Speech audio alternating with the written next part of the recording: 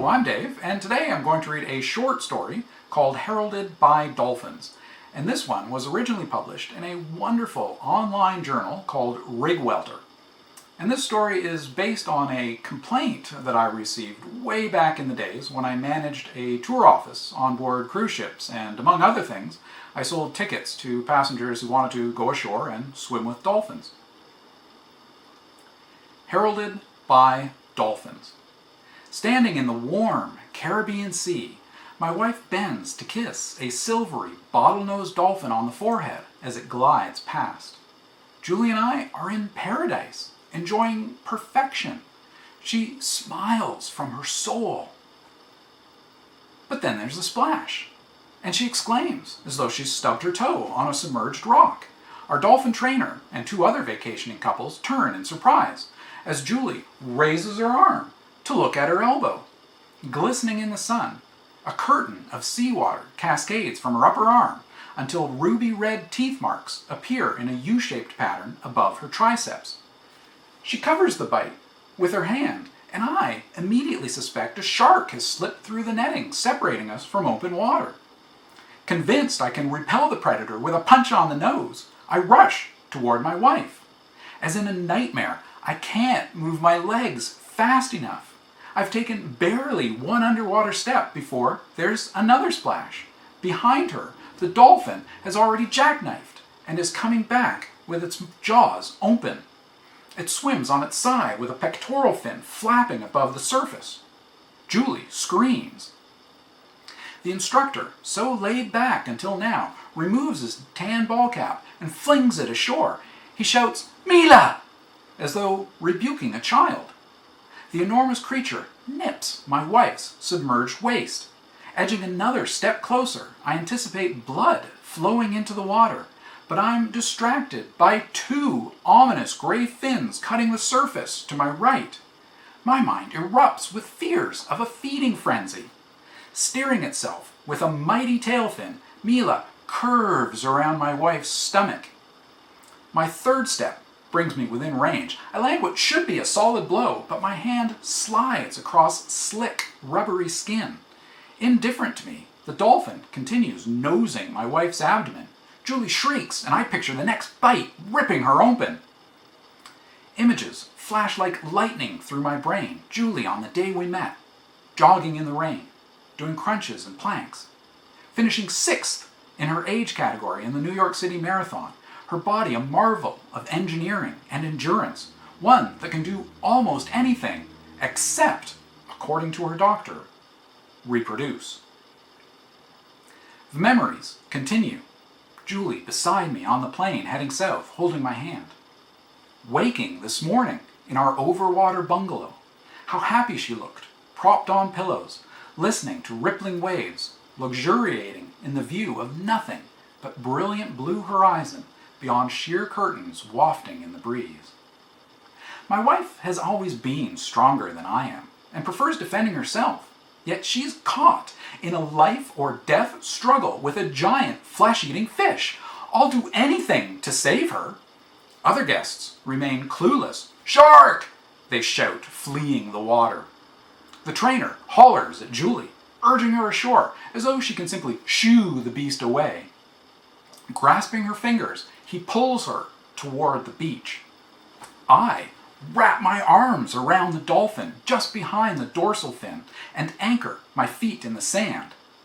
Despite the instructor's earlier warning to avoid tail fins of 8 foot long, 500-pound cetaceans, I try to flip the thing over my shoulders in the direction of its approaching companions.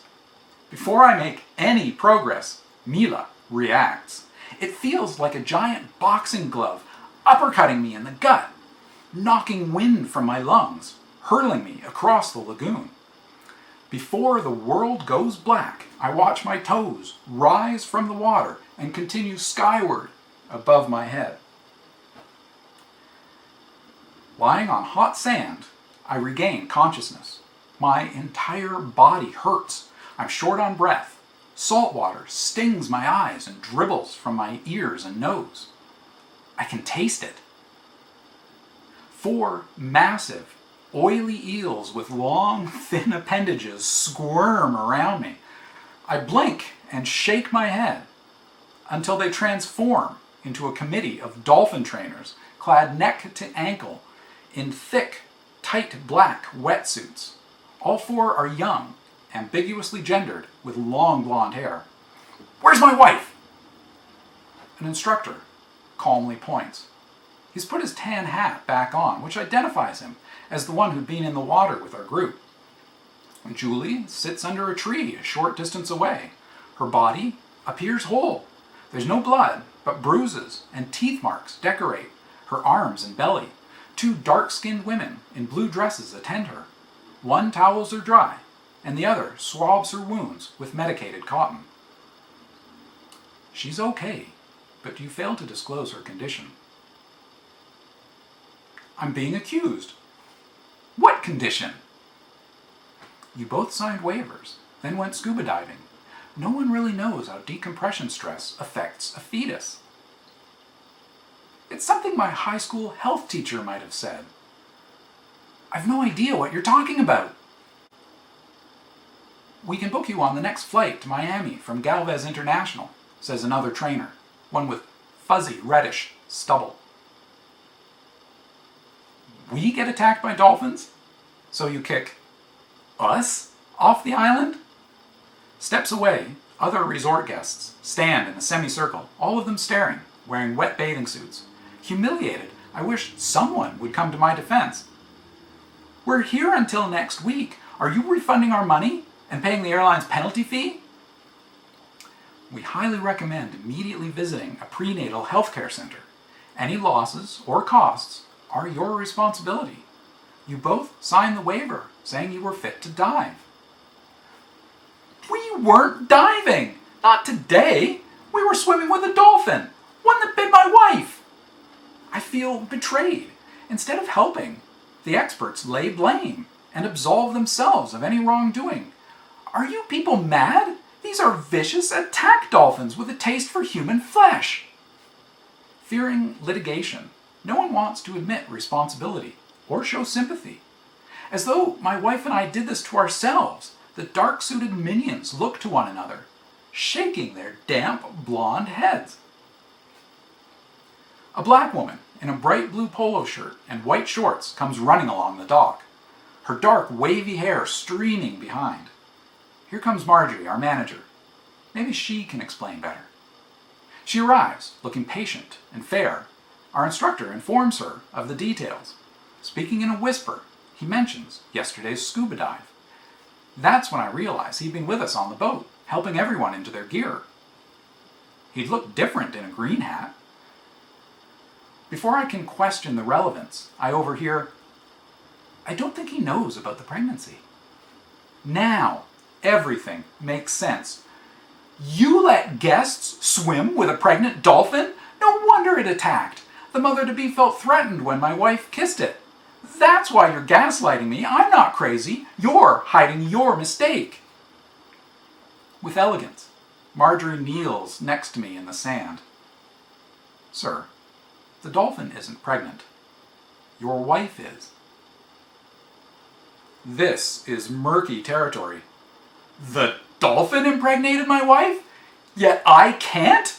You people are insane! Placing a sympathetic hand on my shoulder, Marjorie clarifies, Sir, your wife has been pregnant for some time. Mila either saw the baby using echolocation or heard the second heartbeat.